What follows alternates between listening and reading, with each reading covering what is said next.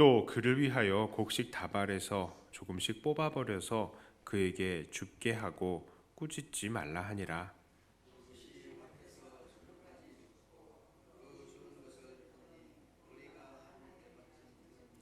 그것을 가지고 성읍에 들어가서 시어머니에게 그 주운 것을 보이고 그가 배불리 먹고 남긴 것을 내어 시어머니에게 드리매,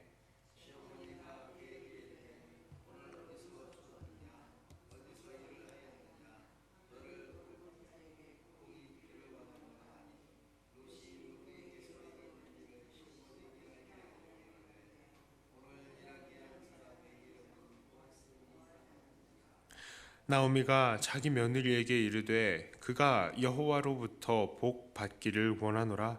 그가 살아있는 자와 죽은 자에게 은혜 베풀기를 그치지 아니하도다 하고, 나오미가 또 그에게 이르되 그 사람은 우리와 가까우니 우리 기업을 물을 자 중에 하나이니라 하니라.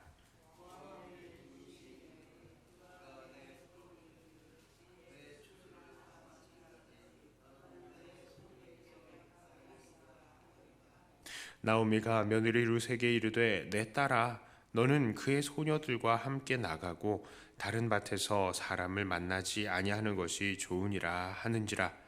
이에 룻이 보아스의 소녀들에게 가까이 있어서 보리 추수와 밀 추수를 마치기까지 이삭을 주우며 그의 시어머니와 함께 거주하니라. 아멘. 루키 2장에는 루키의 또 다른 주인공인 보아스가 나옵니다. 이 보아스도 룻처럼 일방적인 은혜를 베푸는 예수님의 표상이다라고 말할 수 있겠습니다.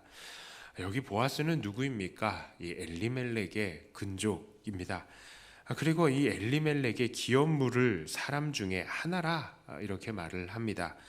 여기서 우리는 기업 물으는 사람에 대해서 먼저 잠깐 알아보고 넘어가야 되겠습니다. 기업 물을 자다라는 것은 히브리어로는 고엘이라고 말합니다. 그런데 이 단어는 다른 성경에서는 구속자라고 번역이 되기도 합니다. 이 사람은 쉽게 말하면 구제의 의무를 가진 사람이다라고 할 수 있습니다. 이 기업 물을 자의 임무 여러 가지가 있습니다.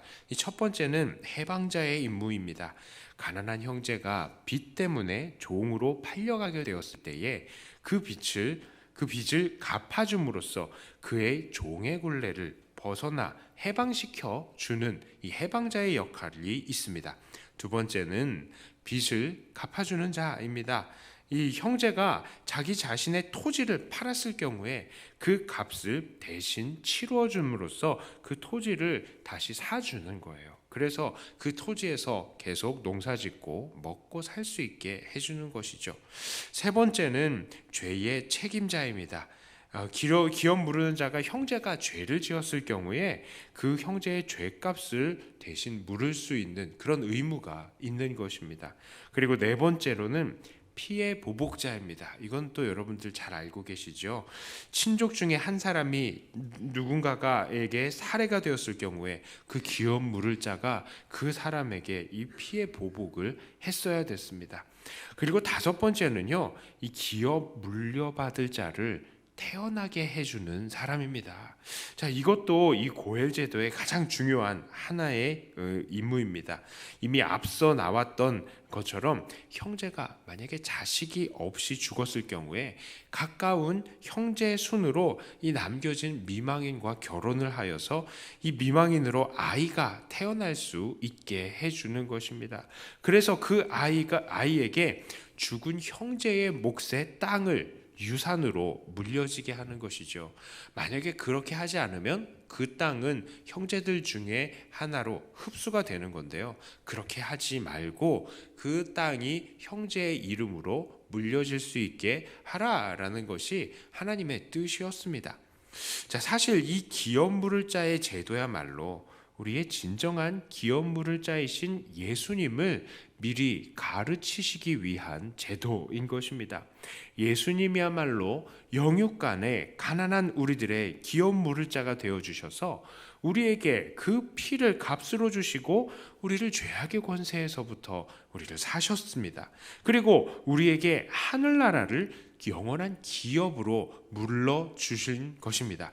자, 그런데 이런 기업 무르는 자의 제도의 이 정말 좋은 예를 지금 누가 보여주느냐? 보아스가 보여주고 있는 것입니다. 보아스의 모든 행동들을 보면 정말 풍성한 사랑의 기업 물을 자이신 예수님의 모습을 볼 수 있는 것입니다. 보아스는 나오미가 자기 밭에서 추수하는 종들의 뒤를 따라가면서 떨어진 이삭들을 주울 때에 다른 밭으로 가지 말라고 하며 또 베는 사람들에게는 룻을 괴롭히지 말라라고 말하고 또 아무 말로도 책망하지 말라라고 합니다. 이것은 룻의 체면을 세워주는 것이죠. 또한 보아스는 종들에게 오히려 일부러 이삭의 일부를 떨어뜨려서 룻이 가져갈 수 있는 것이 많아지게 만들었습니다. 게다가 룻이 힘껏 이 일을 해낼 수 있도록 먹을 것과 마실 것을 충분히 제공해 주었습니다. 그래서 룻이 하루 동안에 거둔 곡식의 양은 보리 한 에바라고 합니다. 한 에바라고 하면요, 이게 한 15kg 정도 보리는 그 정도 될 거라 생각을 합니다. 이거는 이삭 줍기가 아니죠. 이건 추수를 한 겁니다. 추수를 한 거예요. 예, 그러니까 보아스는 룻에게 자비를 베풀되 풍성히 베풀고 또한 룻의 자존심까지도 세워준 것입니다. 이것이 보아스가 기업 물을 자로서 보여주신 풍성한 자비로움인 것입니다. 이러한 보아스의 모습은 오늘날 우리들에게도 큰 도전이 됩니다. 우리 또한 이러한 예수 믿는 사람으로서 우리의 구속자요 기업 물을 자로서 일하시는 예수님의 성품을 다른 사람들에게 보여주어야 하는 사람들입니다. 그렇다면 오늘 우리들은 어떠한 삶을 살고 있습니까? 이웃에게 도움의 손길을 베풀 때에 사실상 풍성하게 베푸는 것도 아니면서 온갖 생색은 다 내고 있지 않습니까? 도움받는 사람들의 인격을 무시해가면서 거드름을 피우고 있지는 않습니까? 우리는 이웃을 도울 때에 그렇게 해서는 안 될 것입니다. 그것은 정말 도움받는 사람들의 이 자존심을 짓밟는 것이고 그렇게 함으로써 하나님의 풍성하신 자비가 드러나는 것이 아니라 베풀어주는 사람이 영광을 받고 또 베품받는 사람과 이 베풀어주는 사람의 상하관계를 만들어버리는 것입니다. 특별히 저의 개인적인 경험을 나누어 본다면요, 저도 학생 청년 시절에 교회에서 장학금을 자주 받았습니다. 교회가 가정 형편도 그렇고 또 교회가 신학생에게 지원해주는 그런 장학금 그런 제도가 있어서 제가 그것을 많이 받았습니다. 그런데 장학금을 줄 때 항상요 앞에 나와서 받게 하는 거예요. 그런데 그게 솔직히 자존심이 조금 상했습니다. 바로 우리 집이 형편이 어렵습니다 하는 것을 드러내는 것 같아서입니다.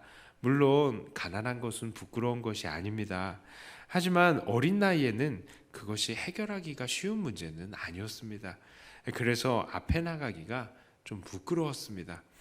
물론 교회의 입장에서는 교회에서 하는 사업을 사람들에게 증거해 줄 필요가 있습니다. 지금 와서는 이해가 되는 것이기도 하지만 교회에서 누군가에게 수혜를 베풀 때에는 그렇게 수혜를 받는 사람들의 입장도 한번 생각해 보는 것은 어떨까 하는 그런 마음이 듭니다. 이 가난하면 안 그래도 자존감이 낮아지는데 그런 사람들의 마음에 또 다른 상처를 남겨서는 안 되겠다라는 그런 생각을 합니다. 자, 베드로전서 4장에서는 만일 우리가 봉사하려면 하나님의 공급하심과 같이 하라라고 말씀하셨습니다. 우리 지지난주에 우리가 주일에도 이런 말씀으로 말씀을 나눴습니다. 베드로전서 4장 11절의 말씀이죠. 만일 누가 말하려면 하나님의 말씀하는 것 같이 하고 누가 봉사하려면 하나님이 공급하시는 힘으로 하는 것 같이 하라. 이는 범사에 예수 그리스도로 말미암아 하나님이 영광을 받으시게 하려 함이니 그에게 영광과 권능이 세세에 무궁하도록 있느니라. 아멘. 자, 하나님이 우리에게 은혜와 사랑을 베푸시는 것은 조금 주고 생색을 내시는 그런 베푸심이 아니었어요. 예수님의 그 생명을 다 주시면서도 기꺼이 주시는, 그러니까 풍성히 주고도 생색내지 않는 베푸심이었다라는 말입니다.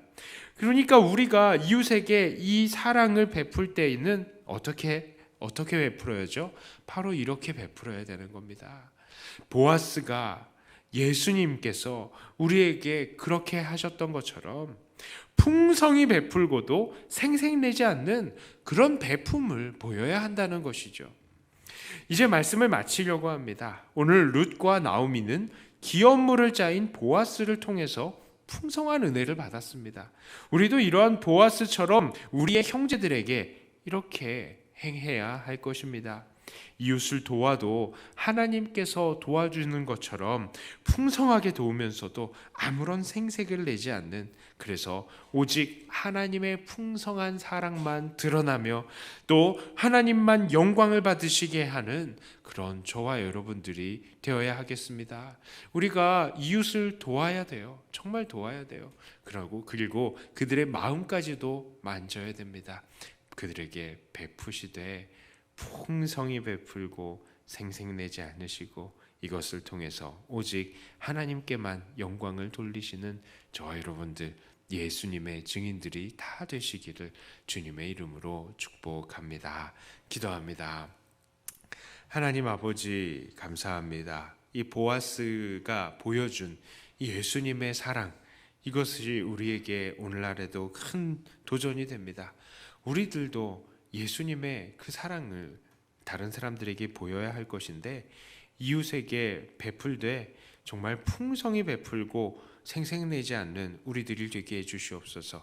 예수님께서 우리에게 모든 것을 주시고도 생색내지 않으셨던 것처럼 우리도 정말 기쁨으로 우리 이웃에게 우리의 사랑을 기쁨으로 마음껏 베풀되 하나님만 드러나고 하나님만 영광 받으실 수 있도록 그렇게 우리 자신은 낮아지고 감춰지는 그런 우리가 되게 하여 주시옵소서. 우리 주변에 있는 연약한 지체들을 생각해 봅니다. 추운 겨울에 정말 힘들어하고 있는 지체들은 없습니까? 하나님, 연약한 지체들은 없습니까? 우리의 손길이 필요한 지체들은 없습니까? 하나님, 우리가 그들을 기도할 때에 또 그들이 생각나게 하여 주시고 함께 기도하고 직접적으로 도울 수 있는 우리들이 되게 하여 주시옵소서. 감사를 드립니다. 우리를 한 몸으로 불러주신 예수님의 이름으로 간절히 기도드리옵나이다. 아멘. 하늘에 계신